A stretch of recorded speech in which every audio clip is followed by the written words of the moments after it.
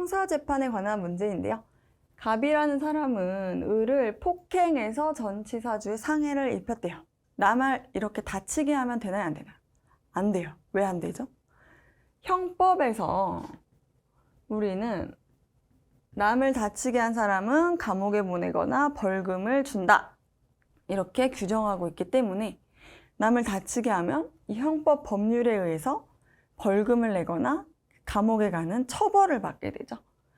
그런데 이 처벌을 실제로 하려면 어떻게 해야 되냐면 일단은 갑이 현행범으로 체포됐고 수사를 받다가 적부심을 청구하였지만 기각됐고 검사의 공소 제기에 의해서 재판을 통해서 법원이 징역 6월에 집행유예 1년을 선고하는 이런 일련의 과정을 거쳐서 이제 최종 형벌을 받는 거죠. 그래서 검사와 갑이 항소하지 않아 형이 확정되었는데 이 사람은 원래는 징역 6월을 살아야 되지만 법원이 마지막 기회로 너가 1년 동안 사고치지 않고 가만히 있으면 이 징역 6월을 실제로 감옥에 가지는 않아도 되게 해줄게. 이런 이제 재판을 최종 받은 거죠. 분석을 해보면요. 기업, 아까 현행범 체포였죠.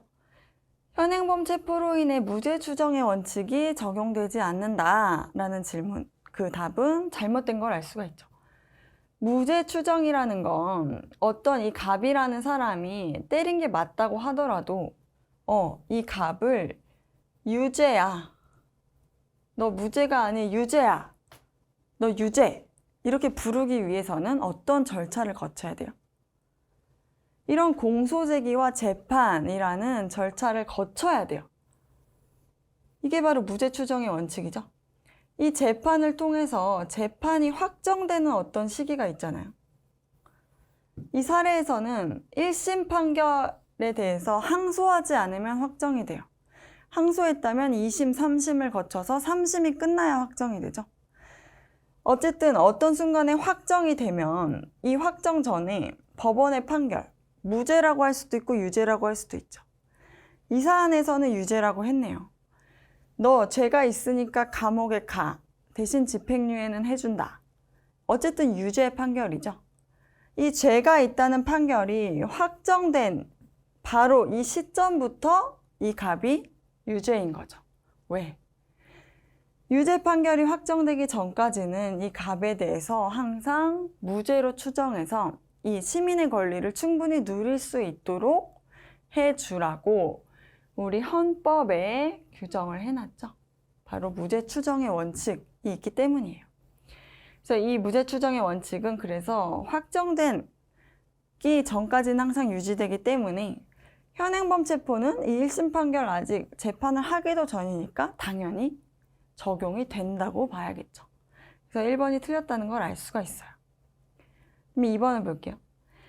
갑은 니은 이전에 보석을 청구할 수 있다. 공소제기 이전, 이후가 나눠진다고 봤을 때 보석은 공소제기 이후에 할 수 있는 절차죠.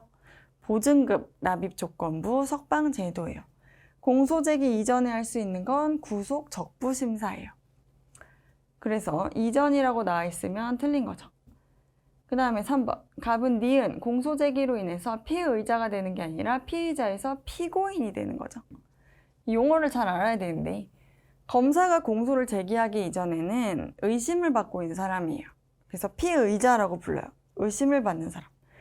그런데 검사가 공소를 제기해서 이제 이 사람에 대한 재판을 열어주세요 라고 법원에 청구를 하면 그때부터는 검사에 의해서 이 재판을 해달라고 불려진 사람, 바로 피고인이 되는 거죠.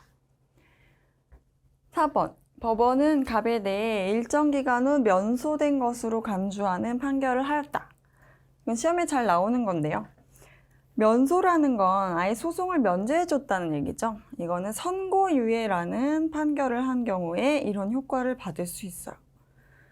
선고를 아예 유예한다. 아주 봐주는 판결이죠. 근데 여기선 선고유예가 아니라 집행만을 유예한 거죠.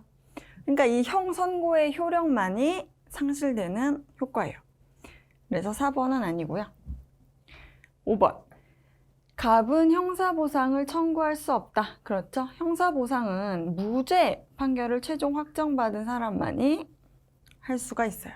혹은 구속이 되었지만 무혐의 취지의 불기소 처분을 받은 사람이 할 수가 있죠.